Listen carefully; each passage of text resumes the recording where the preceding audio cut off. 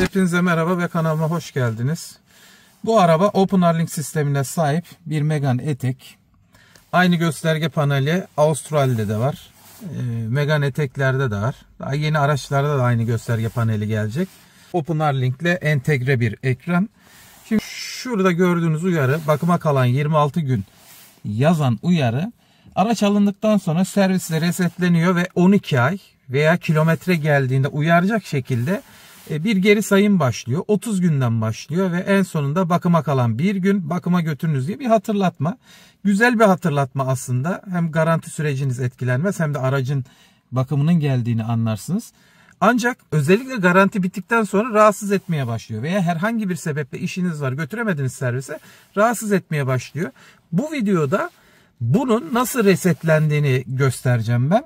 Daha önce kanalımda 2015-2022 Renault araçlarda, Kadjar'da, Koleos'ta, Megane 4'te ve Talisman'da ve aynı gösterge paneline sahip Renault araçlarda bunun nasıl resetlendiğini göstermiştim. Şimdi aynısını Megane E-Tech'te de yapacağız. Avustralya'da da benzer şekilde resetleneceğini düşünüyorum. Avustralya'da denemedim ama şimdi Megane E-Tech'te sizle birlikte deneyeceğim aslında. Bakın bakıma kalan 26 gün diyor.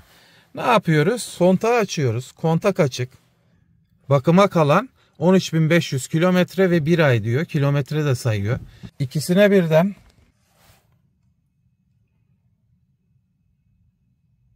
evet, sıfırlanıyor bakın. 20.000 kilometre 12 ay oldu. Ne yaptım? Hem şuna bastım hem buna bastım yukarıya doğru.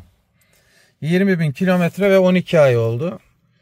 Ve artık bakıma kalan süre çıkmıyor. Kontak açık. Aynısını bir daha göstereyim. Kontağı açtığımızda şurada, bakın şurada bakıma kalan süreyi görebiliyorsunuz. Burası biraz önce 13.500 kilometre ve 12 aydı.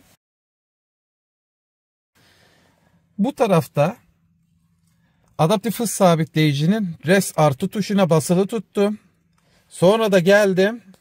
Buradaki şu tuşa yukarıya doğru basılı tuttum her ikisini de. Evet.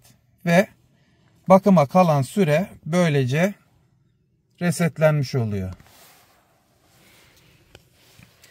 Yani bu şekilde siz de bakıma kalan sürenizi resetleyebilirsiniz. Kontağa basmadan o ekran gelmiyor. Hangi ekran gelmiyor?